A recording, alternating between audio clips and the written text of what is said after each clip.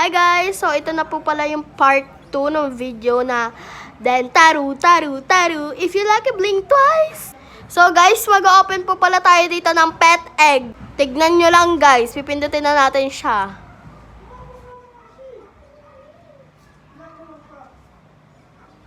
So ayan guys, ayan ulit yung nakuha ko. Hindi natin nakuha si Bunny pero may isa pa tayo dito ng pet egg.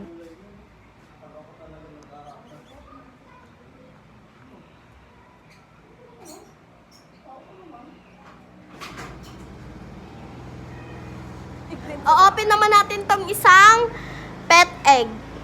Ulit guys, ayun na naman ulit, Diyos ko day. Pero ito is white naman siya kasi nga 'di ba? Magkapares yung dalawa. So, okay na to. Pero ayan yung lumabas. So, you have Max Pets equipped.